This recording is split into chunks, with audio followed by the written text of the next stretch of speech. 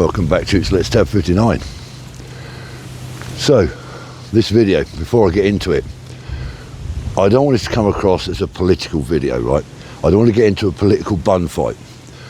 I want to talk about Scottish independence, but not too much from a political angle, if or when Scotland get their independence, because there's bound to be another referendum in the future. If Scotland was to get its independence, how would that affect the UK's armed forces? And also, what would a Scottish Defence Force look like? So I've only done lots of research on this, only a little bit. But I think it's quite an interesting subject. Like I say, please, this is not a political one. This is just about the military and how it would affect us.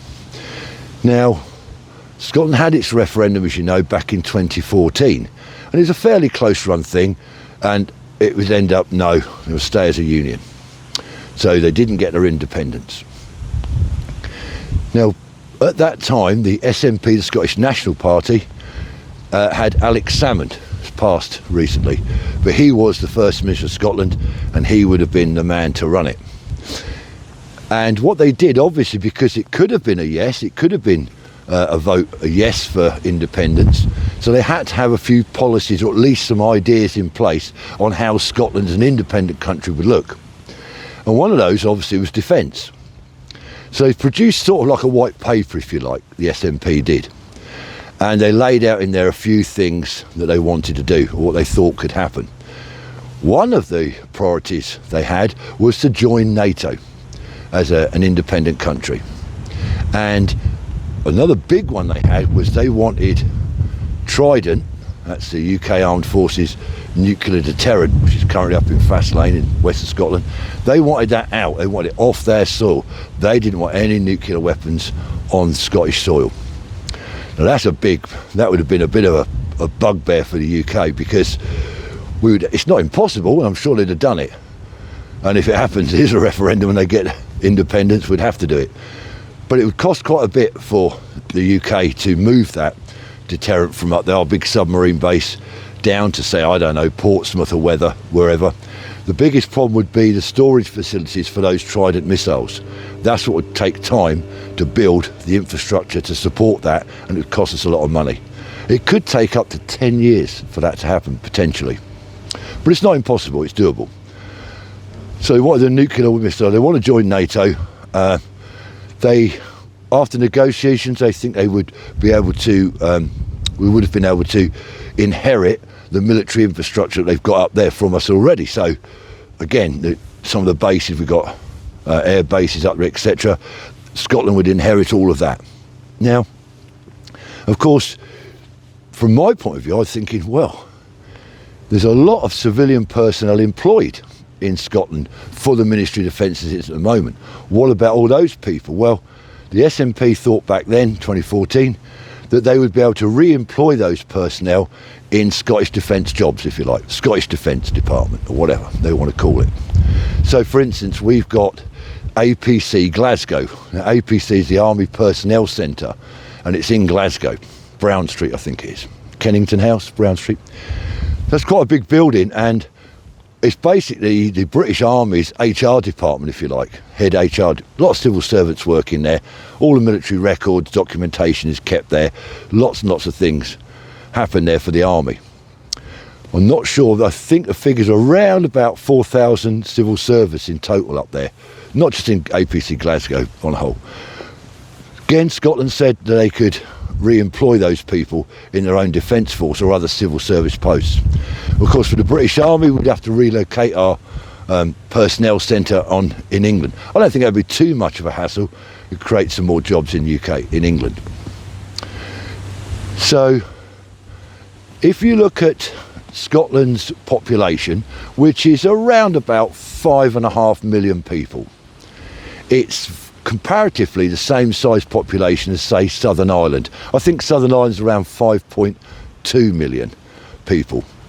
And as you know, Ireland, Southern Ireland, they're not a NATO member, but they've got their own defence force. It's not massive, but I did a video on them actually, it's quite good. They don't have much of an air force. In fact, if airspace is getting penetrated by outsiders, like Russians are having to snoop around, then at the moment the Royal Air Force deploy and chase them off, if you like. So Southern Ireland relies on the Royal Air Force to give them some form of protection in the skies. And I think if Scotland got their independence, had a defence force, I don't see them having a large air force. So again, I think maybe the Scottish Defence Force or Scotland would rely on the Royal Air Force. Now, whether that means we would keep an air base up there, was it Lossiemouth? We got one. We've got some typhoons up there, haven't we? So maybe we would keep an air base up there, especially if Scotland was part of NATO, and we'd give them some air cover up there.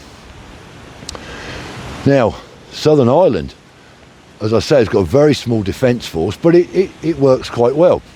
They haven't got an air force much. I think they've got a couple of...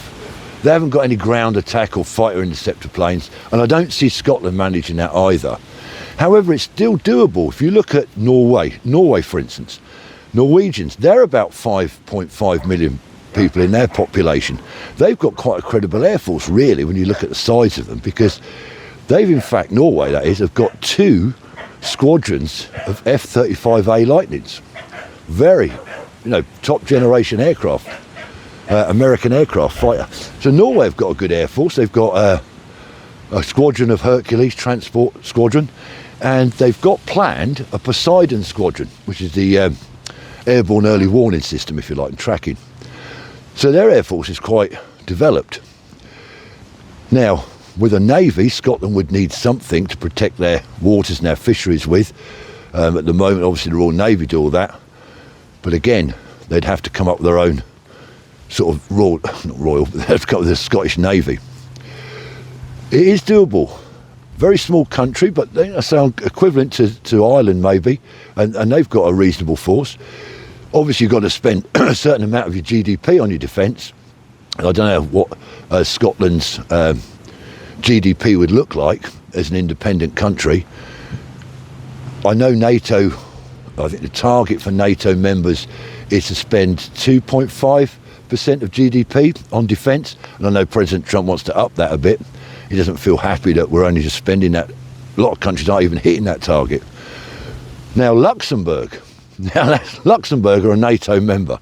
Very small countries. I don't know what the population of Luxembourg is, but it's small, isn't it? Luxembourg is a small country. I mean, you could carpet it, couldn't you? It's that small. You could have a fitted carpet across Luxembourg. Now, they're a member of NATO. They've got no navy because they're landlocked.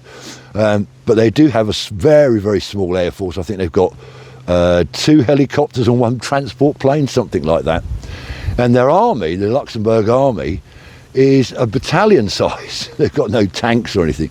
They've got I think it's a rifle battalion. It's about the size of their armed forces, their army rather. And they only spend 0.57 GDP on defence, but they're a NATO member. So is it feasible for Scotland to have its own defence force? Absolutely, of course it is. What it would look like, I think it'd be... another thing Scotland said in this white paper they brought out before the referendum in 2014, Scotland said that they would be looking at up to a 20-year handover takeover.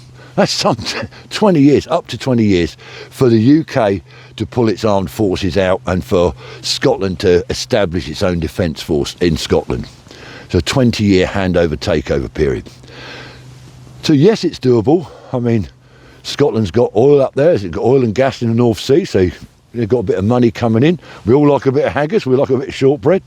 There's a lot of tourism up there, so I think they could sustain it. But how it would look, it wouldn't be a Norway, would it? It wouldn't have a couple of fighter squadrons of their own. I can't see that happening.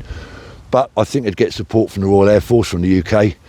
And I think they're a credible army. Yeah, defence force just like Southern Ireland. So it'd be an interesting one. I'd like to hear your thoughts on not on the independence thing. I don't want to get into the politics of it, but what do you think the Scottish Defence Force would look like? It'd be very small. I think it's going to be similar, if it happened, as I say, to the Irish Defence Force. I don't think it'd be quite as potent as Norwegians, but anything's possible, I suppose. Interested to hear your thoughts. But keep it, try not to get too political on this one. I don't like doing politics. Like I say, this video is about what would happen to UK's armed forces, how it would affect us, and what would happen to how would they form, what would it look like, the Scottish Defence Force. It'd be a shame because some famous old Scottish regiments, and they got a pounding, didn't they? The MOD really smashed them, down from a whole battalion of Black Watch down to, what is it, a company now? They've amalgamated all these fine Scottish regiments. Because let's be honest, right, the old Jocks can knock out a good soldier. They're a warrior nation, they're Celts. They're good fighting soldiers, and it's a shame that they got shrunk down. It'd be a shame if, in that respect, to lose all those Scottish soldiers and those Scottish regiments that are left from the British Army. It would be a shame. They make a fantastic contribution. I've served alongside quite a few Jocks in my time in different places, etc. And I've always found it to be brilliant. The banter we have between the English and the Scots is fantastic. I'm a big supporter of Scottish people. I think they're lovely, lovely people. And it'd be a shame to see them go if there was a referendum and they got their independence. But there again, if I was Scottish, maybe I'd feel that way. We should be our own country and look after ourselves. We don't need to be a part of the United Kingdom Armed Forces. We could have our own army. I can see that side of it too.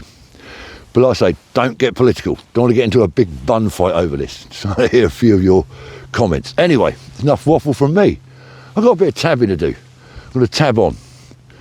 It's not very nice today. It's a bit cold actually. Can't feel my left hand on this selfie stick at the moment. It's sort of frozen to it. But if you're new to my channel, you haven't subscribed, please consider it. I'm not saying do it, I'm saying consider it.